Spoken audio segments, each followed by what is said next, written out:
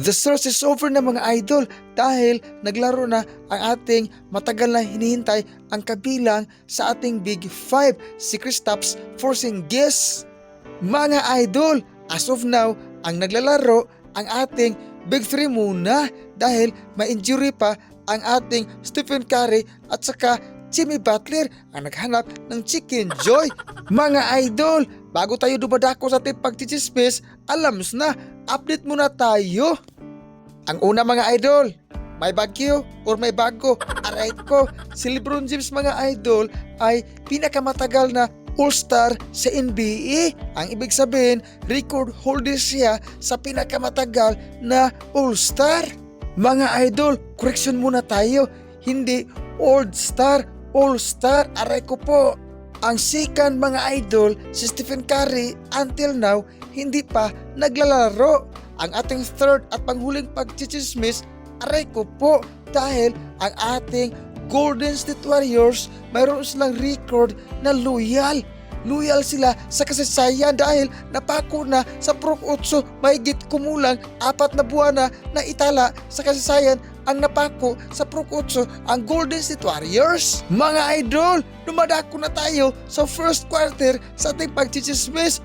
Golden State Warriors versus Boston Celtics. Ang kupunan ni Idol Jason Tatum, ang malaking epekto ang pagkawala niya sa aking puso. Aray ko po.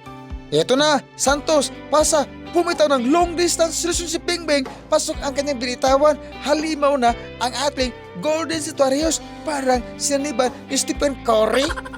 Eto na, Boston Celtics ang pula, still ng ating Warriors. Nagmamadali, dumadiskate sa ere, sumasalaksak, good for to ang kanyang salaksak. Mga idol, parang tinabakan na ang Boston Celtics mula ulo hanggang paa, parang aray ka.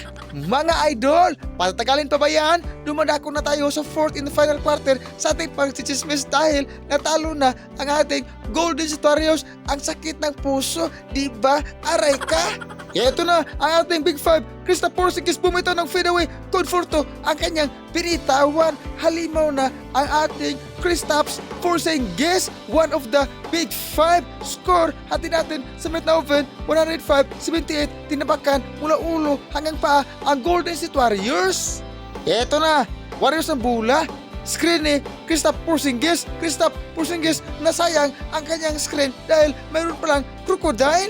Sa play na ito mga idol, Warriors ang bula, pasa kay Porzingis, pumitaw ng long distance relationship Bingbing, pasok ang kanyang binitawan. Score, hati natin sa Metnaoven, 105-87, parang napako sa Pro 8 ang ating Golden State Warriors.